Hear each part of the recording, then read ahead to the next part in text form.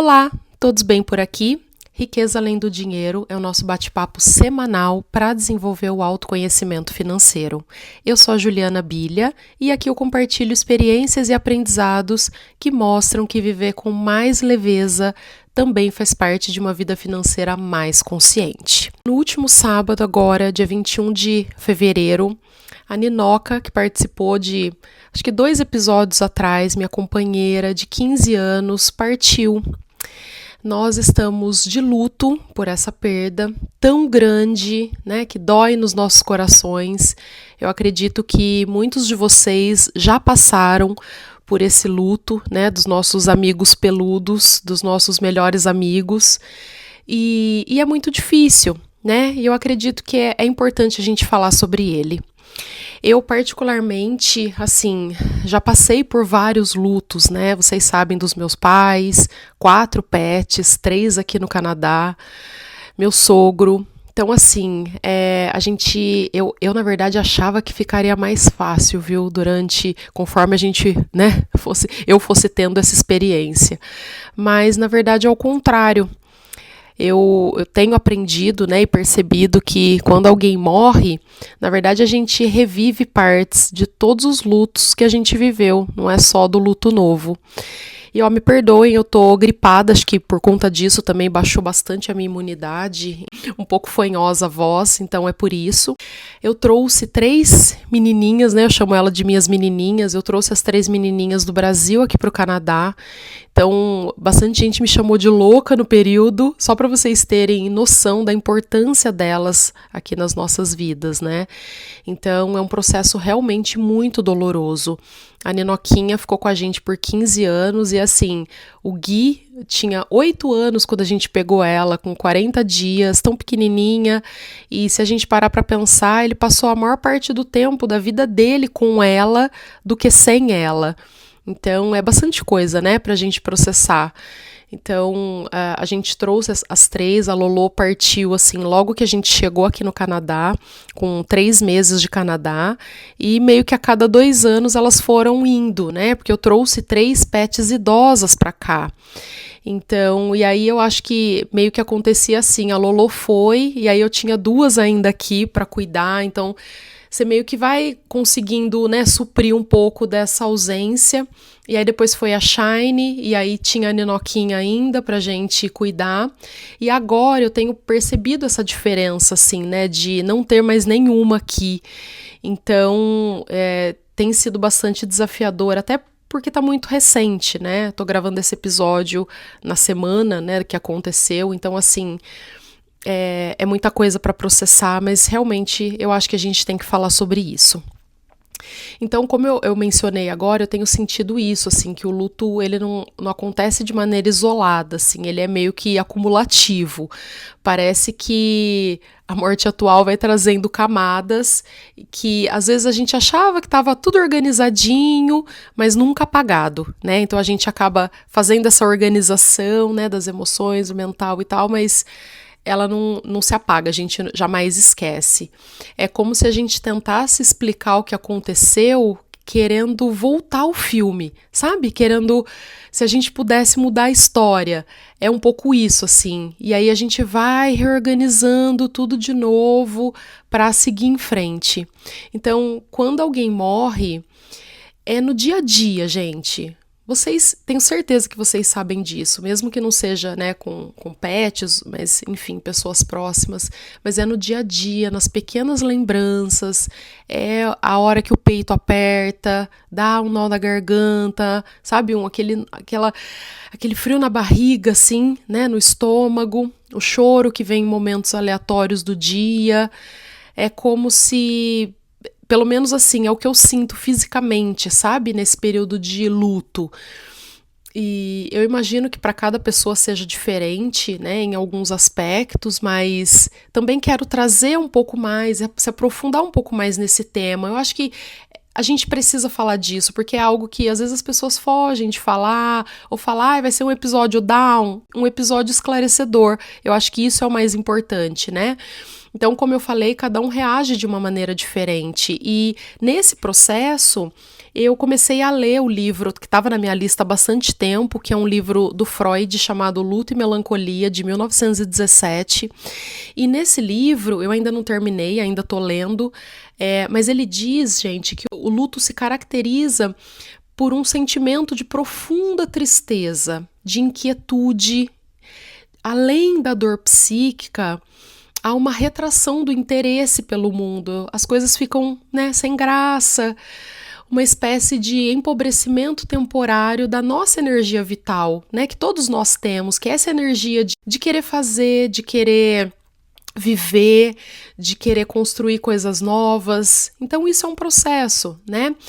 Freud não considera isso patológico, muito pelo contrário. Então o luto, ele é um processo psíquico necessário.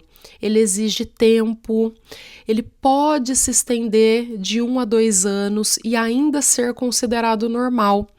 Então é muito importante passar por esse processo. E, gente, eu falo por experiência própria, né? Vocês sabem que, olha, se eu tenho uma experiência com luto, ou seja, o luto é uma reação à perda do objeto amado. E quando eu estou dizendo objeto, a gente não está falando só de algo material, a gente está falando de qualquer coisa que a gente tenha investido amor, né? Então, uma pessoa, um ideal, uma casa, um país, um projeto, um animal, partes do nosso próprio corpo, tudo isso a gente pode viver períodos de luto, né? Dependendo da situação que a gente está passando.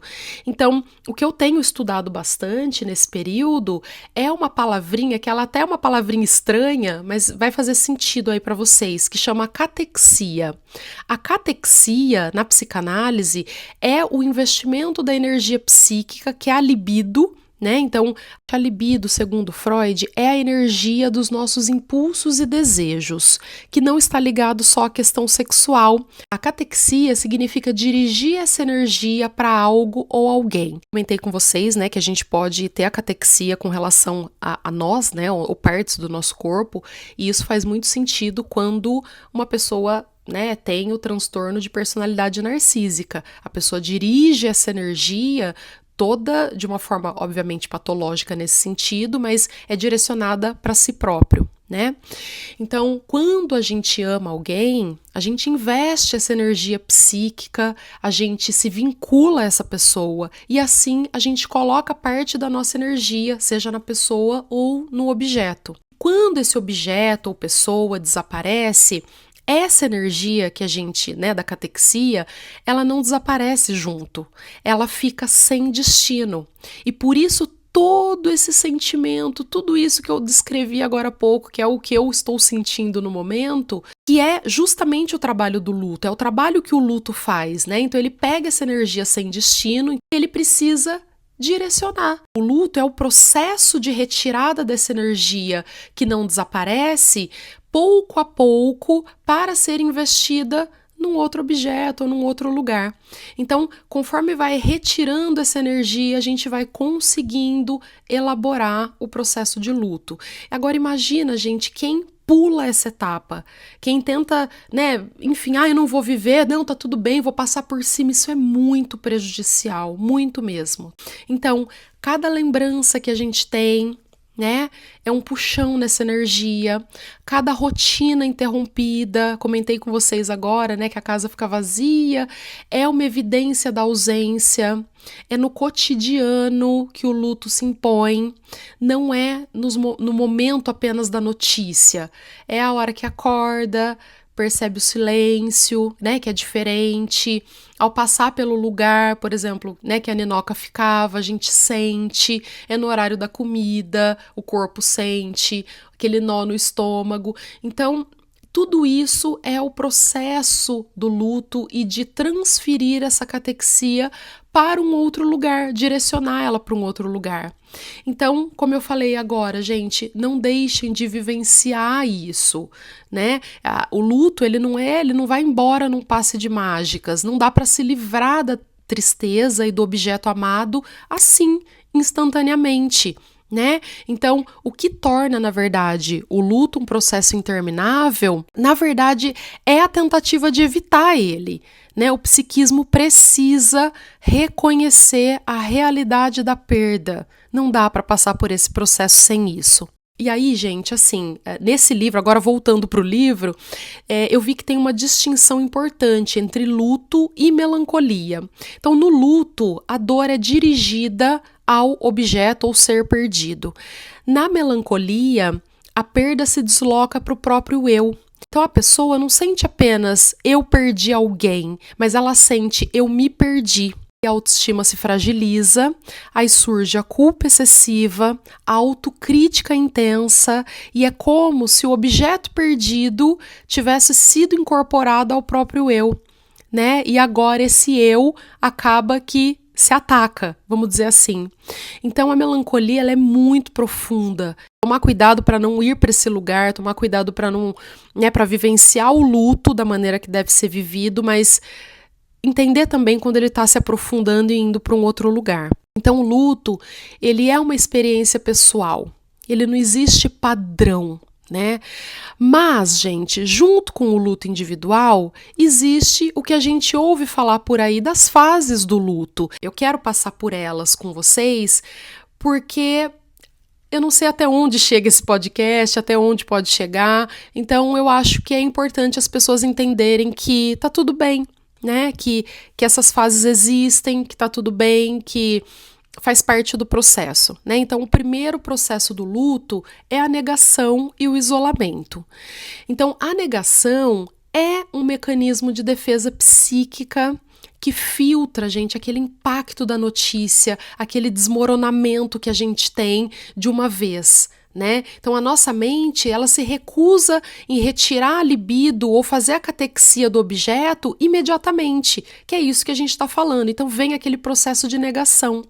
Então, sabe aquele milésimo de segundos que você acorda e você esquece, né? Eu, no meu caso, que a Ninoquinha partiu, ou você aí vivenciando o seu processo?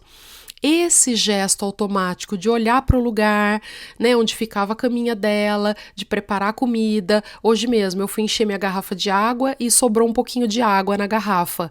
Eu fui assim, na hora para colocar no potinho dela. E aí vem aquela lembrança. Ah, ela não tá aqui, né? Então, esse querer voltar o filme, eu querer voltar, né, pro dia, para antes, é como se a mente pudesse editar a realidade.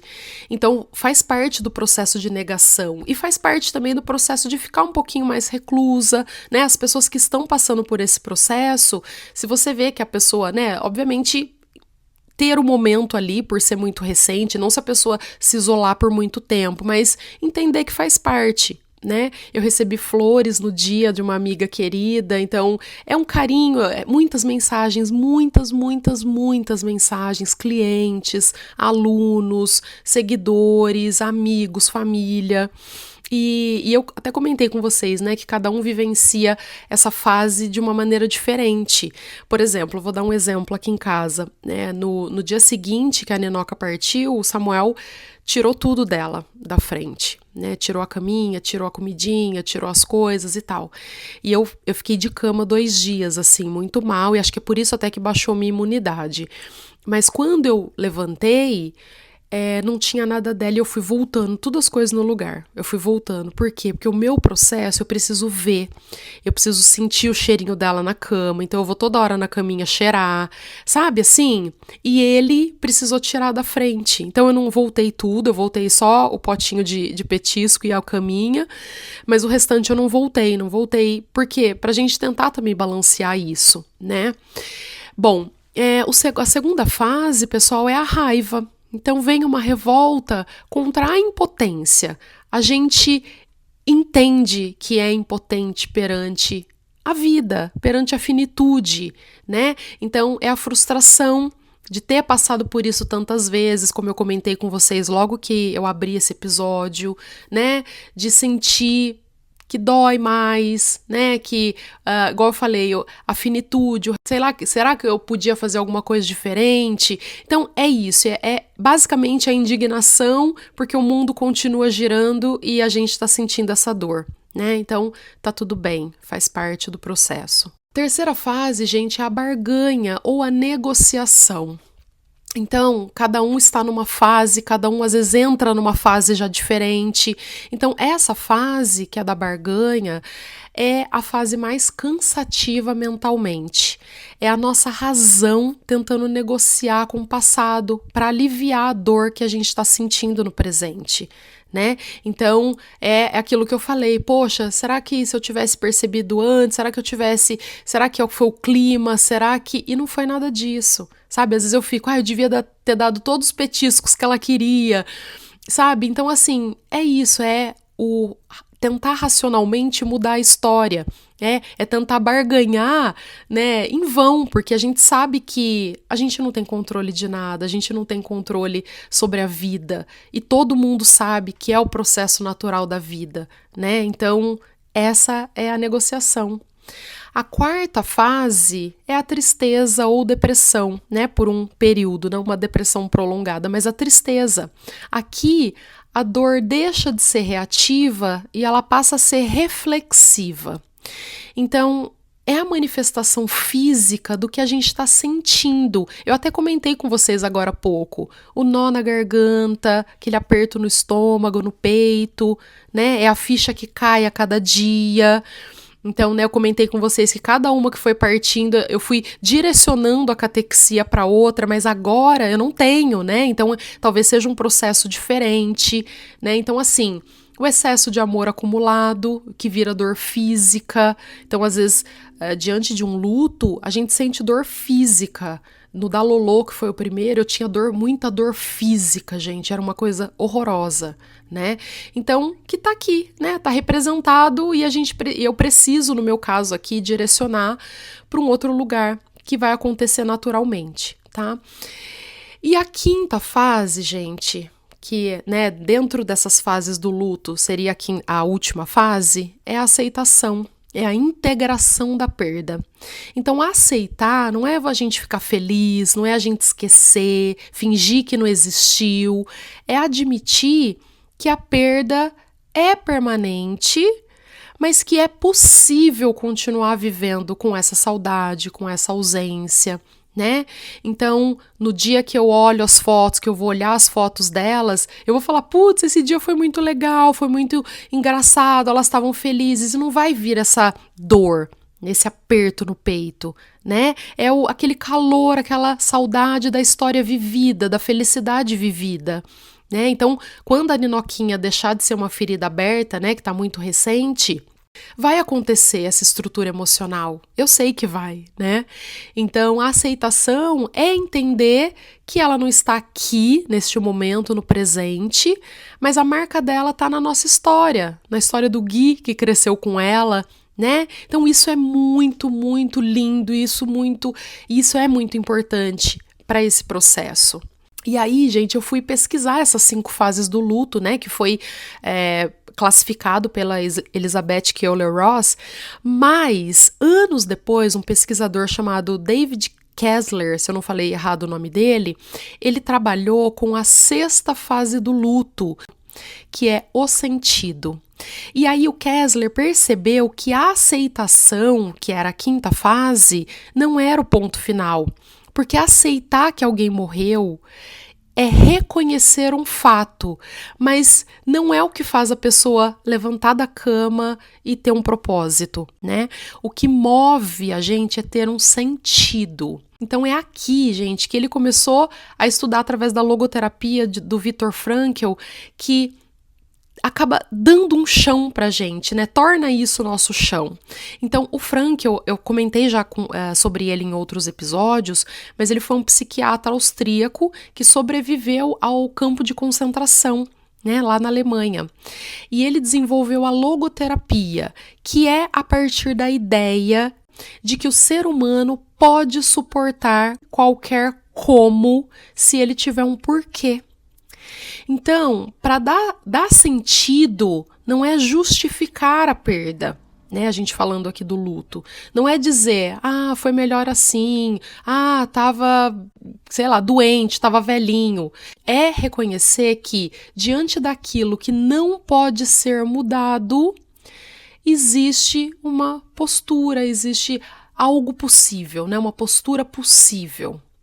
Então, ele testou a tese, né, o Viktor Frankl, no campo de concentração, na Segunda Guerra Mundial. Ele observou, gente, que aquelas pessoas que conviviam com ele no campo de concentração, as que tinham mais chance de sobreviver, não eram os mais fortes fisicamente, mas eram os que possuíam um sentido. Ele próprio, que sobreviveu ao campo de concentração, ele relata no livro dele, né, que é Em Busca de um Sentido, ele relata que ele conversava mentalmente com a esposa dele. E ele não sabia, tá, se ela estava viva ou estava morta naquele momento. Mas ele conversava, ele contava as coisas para ela. Então tem uma frase que ele diz que é mais ou menos assim, deixa eu ver se eu lembro, tá? O amor é uma meta última, a mais alta que pode aspirar o ser humano. A salvação do ser humano é através do amor e no amor. Ou seja, podem tirar tudo da gente. Pode tirar a casa, a roupa, tudo. Mas a coisa que resta, que ninguém pode roubar, é a sua capacidade de amar. Né? O amor não é apenas um sentimento bonitinho que a gente fala para todo mundo e para qualquer pessoa, mas é a fronteira final da resistência humana. Então, no livro Em Busca do Sentido, ele relata várias histórias das pessoas que estavam lá com ele, vivenciando aquele horror junto com ele, mas sobreviveu quem tinha um sentido, quem estava esperando alguém, que tinha alguém lá fora e tinha a esperança de reencontrar filhos, né, marido, né, alguém muito querido, e aí quem tinha aquelas fotinhos que guardava, tinha esse sentido. Né? E pessoas que, né, fisicamente estavam melhores acabaram sucumbindo.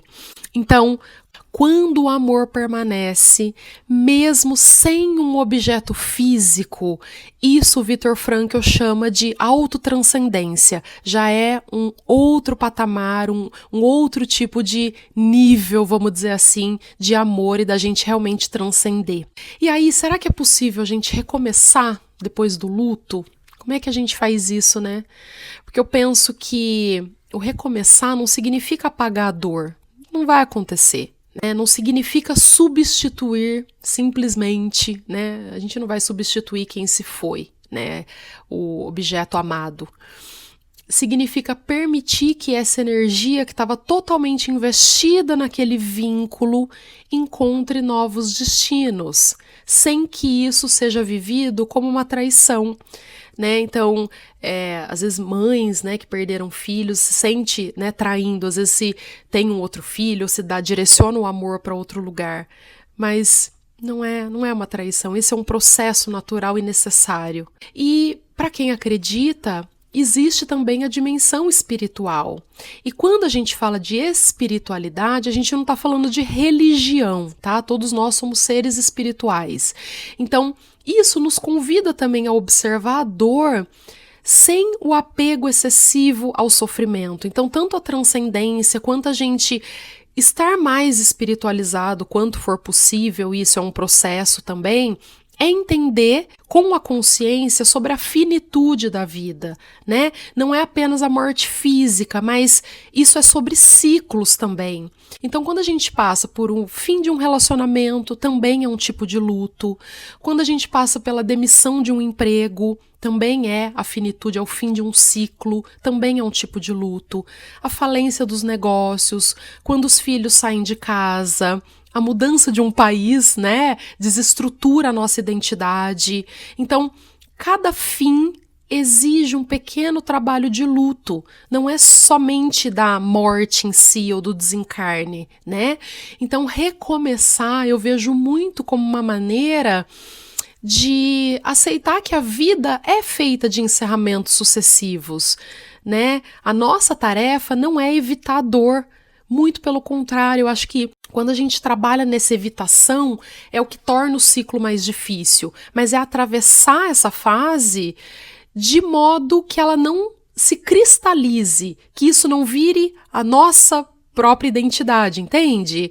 Que a gente não deixa, sabe, que a gente não se torne rígido, que a gente não se torne amargo, triste, melancólico. Então, a ideia aqui é que a dor da separação é real, a gente sabe, a gente vivencia, mas que o nosso eu, quem a gente é, não se reduz apenas à experiência da perda. Eu, por exemplo, aqui eu tô sofrendo, mas se eu não transformar esse sofrimento, né, numa única definição de mim, já é uma grande coisa, já é bastante coisa. Talvez, eu acho que recomeçar seja justamente isso, que a vida é feita dos encerramentos sucessivos, né? Que a nossa tarefa é atravessá-la de um modo que a gente possa transcender de alguma forma, de entender que nada se desfaz, nada se dissolve, né? É tudo um processo evolutivo. Então, se um dia vai ficar mais fácil, não sei, mas eu acho que talvez fique mais consciente. A gente aprende a reconhecer o processo, né? Aprende que o aperto no peito não é sinal de fraqueza, né? O pôr pra fora não é sinal de fraqueza, é sinal de vínculo, vínculo de amor, né? Aprende que a saudade é a continuação do amor em outra forma. Então isso eu guardo muito assim dentro de mim, né? A saudade é a continuação do amor de uma outra forma. Então, recomeçar para mim agora não é preencher o vazio imediatamente, eu não tô com esse foco, né? É suportar o vazio o suficiente para que ele se transforme. É permitir que a memória da Ninoquinha exista sem impedir que a nossa vida continue, gente. O luto, ele não pede pressa, ele pede elaboração. Então, talvez seja o recomeço possível. Às vezes, gente, quase sem a gente perceber, a gente volta, sabe, a investir a energia na vida, a gente vai aos poucos conseguindo sair, né, desse estado e vai melhorando, e vai levantando, e vai conseguindo, né, levar aquelas pessoas que a gente ama, mas sem ficar com peso apenas do que foi perdido. Eu espero de coração que esse episódio possa trazer um quentinho para o seu coração, né? Você que já teve perdas ou enfim, né, que podem passar brevemente por esse processo, não vejam esse episódio como algo baixo astral, nada disso. É um episódio de muito carinho, de muito amor, né? Então, eu espero que faça sentido para você. Bom, pessoal, vamos para o quadro Fala o que te vem na cabeça.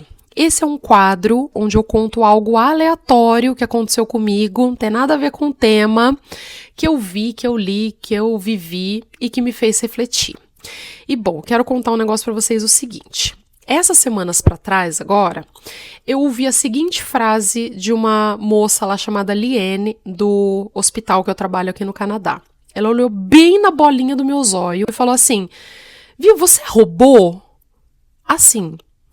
Aí eu parei, eu dei risada, brinquei, não. Mas, gente, isso me fez refletir de uma forma. Nós, brasileiros, aqui, morando fora, assim, cara, pelo menos aqui, a experiência que eu tenho, o que eu vejo, o que eu ouço, tá? Dá pra generalizar? Não, a gente não pode generalizar nada. Brasileiro é muito bem visto como trabalhador, como pessoa que trabalha muito bem. Tem outras culturas aqui, por exemplo, que não são, tá? Mas brasileiro é visto como, tipo, trabalha muito, né? E good worker, eles falam. E aí me fez refletir, porque assim, né? No Brasil, a gente precisa fazer muito para se provar muito, pra gente se sentir reconhecido. As pessoas que vão estudar, sabe, sentem que precisam fazer muito. Aqui, no Canadá, a galera, cara, eles fazem até o high school e não é todo mundo que vai fazer faculdade aqui. Não é, gente, não é. Eles têm uma outra pegada. E no trabalho, eu percebo a mesma coisa. É certo, é errado? Não estamos entrando nesse mérito. Tô falando o que eu constato aqui no dia a dia. 100% é o ok, é o máximo que eles vão dar. E isso eu acho muito legal nesse aspecto, porque, por exemplo, no banco, o mínimo começou a ser 150%. Se der seu 100%, você já não vale muita coisa, entende? Então aqui o pessoal faz o básico, tá? O pessoal agradece por você ir trabalhar. Aí eu já acho que pode ser alguma coisa específica do hospital, porque por ser funcionário público, né, a galera dá uma boa de uma faltada. Então, às vezes eu chego lá, o pessoal fala: Ju, obrigada por você ter vindo trabalhar. E eu falo, gente, Então o pessoal não foca, não é muito assim, eu não, pelo menos no meio que eu vivo, tá? Pode ser que eu viva numa bolha X, mas galera, sabe, não é aquela galera que... Gente, eu tô indo pra minha 3ª ou 4ª pós-graduação, já até perdi as contas. Galera, não faz isso, não faz, tá? Então, e quando ela me perguntou isso, você é robô? Na hora eu pensei assim, por que ela tava falando isso? Porque ela foi olhar a minha lista de tarefas e eu tinha feito tudo. E ainda faltava X tempo, não tava na hora de ir embora. Então ela perguntou porque ela falou, tipo assim, cara, o que eu faço, demoro séculos pra fazer, você fez com o pé nas costas. Foi isso que ela tava querendo me dizer. E eu fiz, gente, não esbaforida, não correndo, não nada. Eu fiz, tipo, no meu ritmo normal. E aí eu percebi o quanto o meu ritmo é acelerado.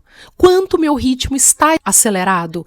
Quanto ele não deixou de ser acelerado, né? E eu vejo até com, por exemplo, eu tenho uma amiga que trabalha também lá, que é brasileira, tipo, ela manda muito bem. Sabe? Faz com o pé nas costas. Então a gente trampa muito bem. A gente é muito bem visto, sabe? Pessoa que trabalha direitinho, que faz. E aí eu fiquei refletindo sobre isso. Não, eu não quero ser considerada robô. Eu não sou.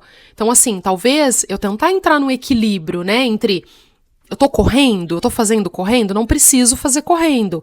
Mas eu tenho esse ritmo. E a gente também pensa, por que a gente tem esse ritmo, gente?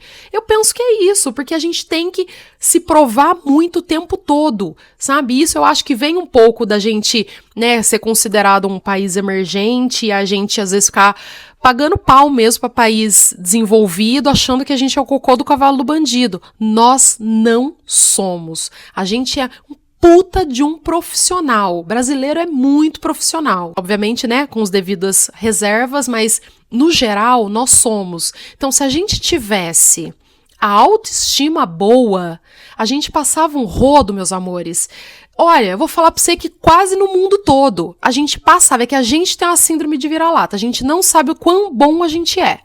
Infelizmente a gente não sabe. E quando ela falou isso, eu falei, caramba, eu fiz tão de boa e o povo faz o mínimo. Então, assim, estou tentando, não vou perder a qualidade do que eu faço. O Samuel fala muito isso pra mim. Ju, tudo que você se propor a fazer, você vai fazer bem. Porque eu realmente invisto amor no que eu faço. O que eu me proponho a fazer, eu faço por amor. E ele comenta isso comigo, eu acho até bonitinho ele falar. Então, assim, eu não vou perder a qualidade do meu trabalho. Mas talvez eu possa aprender a também, calma, baixa um pouco a bola. O pessoal aqui, gente, ninguém fica pegando o trampo dos outros pra fazer. Igual a gente fica, seja proativo. Não, é assim, cada um vai fazer o seu e se todo mundo fizer o seu, ninguém se sobrecarrega. Né? E é bem isso. Então, eu queria comentar isso com vocês, tá? Me chamaram de robô aqui. E não sou robô e estou aprendendo isso. Espero que esse episódio faça sentido para vocês e se fizer bem para vocês, se te fizer refletir, se no momento que você precisar você voltar a ouvir esse episódio, compartilha com as pessoas, me segue nas redes sociais. Vou colocar uma fotinho minha e da Ninoca no mural de hoje. Deixei todos os links dos nossos produtos e serviços na descrição desse episódio. Use o cupom PODRAD. Gente, acessem o nosso streaming de educação financeira, que é a VCMAC.